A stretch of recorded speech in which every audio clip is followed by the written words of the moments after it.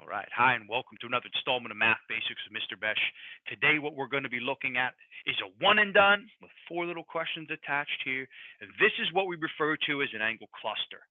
If you look here, we got two lines that cross, Q to R, M to P, and then what you also have is you have another ray here jutting from our vertex from N to S. The thing that I want everybody to realize is that what you're seeing here is you're seeing that this guy has four angles that are created from this angle cluster, right? And something else that's very important that I need you to know, every single angle cluster combined makes a complete rotation, and a complete rotation measures 360 degrees. So before we do anything, you need to realize that these five angles are going to add up to be 360 degrees. So let's get at it. Let's find the angles that are in fact missing here. And let's digest the picture that they're presenting to us before we go and try to tackle any of the questions. Okay? So here's what I do first.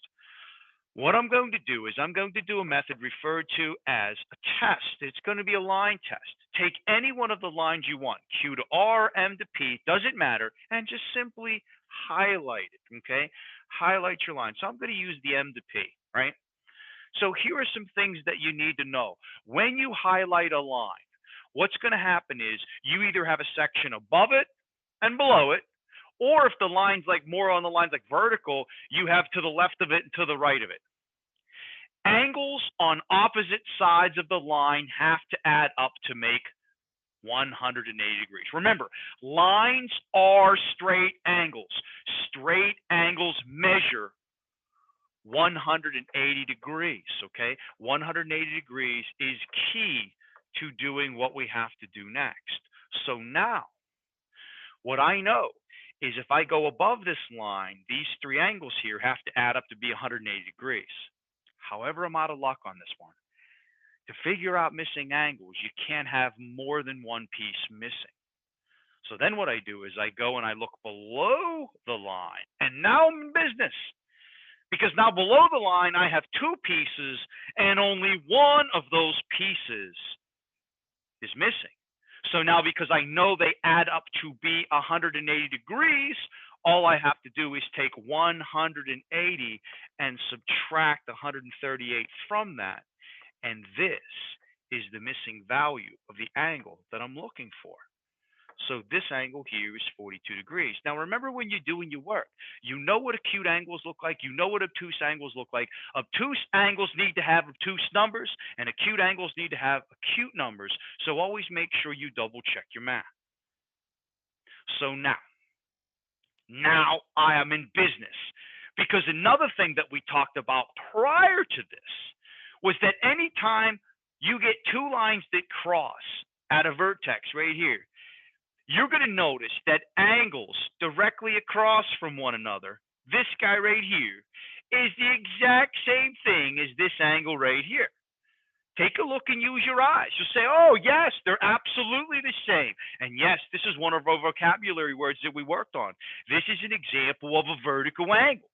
Vertical angles are angles directly across from one another when two lines cross. So now if you know the one above there is 42 degrees, now you know the bottom one here is 42 degrees as well.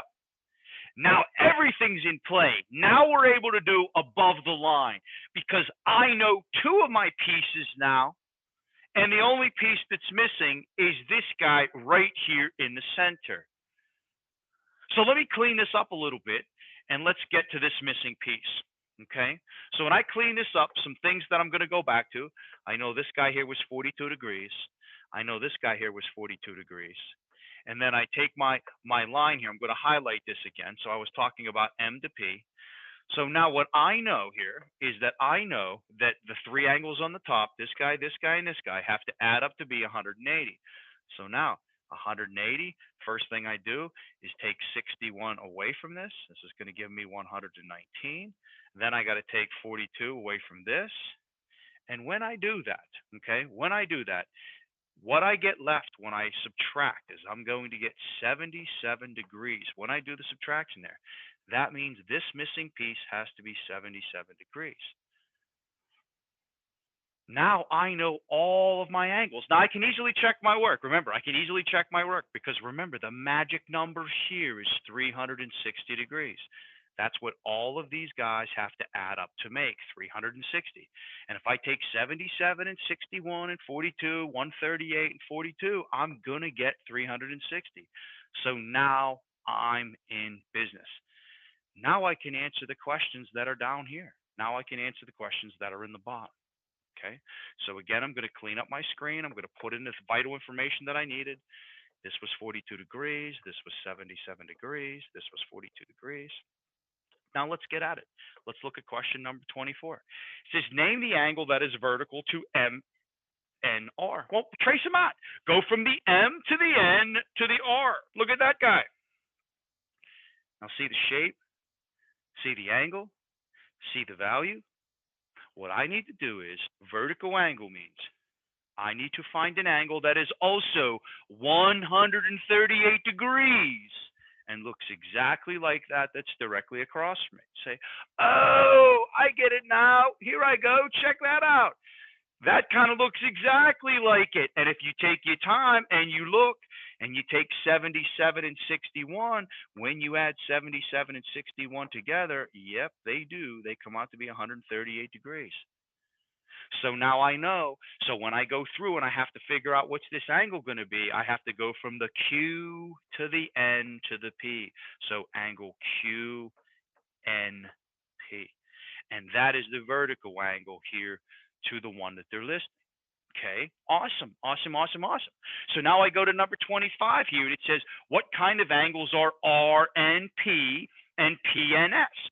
So then I trace, I go RNP. So if you look at them carefully here, this is the first angle we're talking about, R to N to P. Now that angle right there measures 42 degrees. And the other angle that they're talking about is they're saying PNS. So I go from the P and the S, and that's this angle right here. And this angle measures 61 degrees. Now, I go through my entire list of my angles, right? 42 and 61, remember, they're not straight angles, they're not right angles, they're not obtuse angles. They don't add up to make 90, so they're not complementary. They don't add up to be 180, so they're not supplementary. What I know about them is they're both angles that have a measure less than 90 degrees, so these guys are referred to as acute angles. Now I come down and I answer the easier questions. These are the ones that just want straight up a number from you. It says find the measure of Q and S. So when I go through and I do from Q to N to S, that is just simply going to be 77 degrees.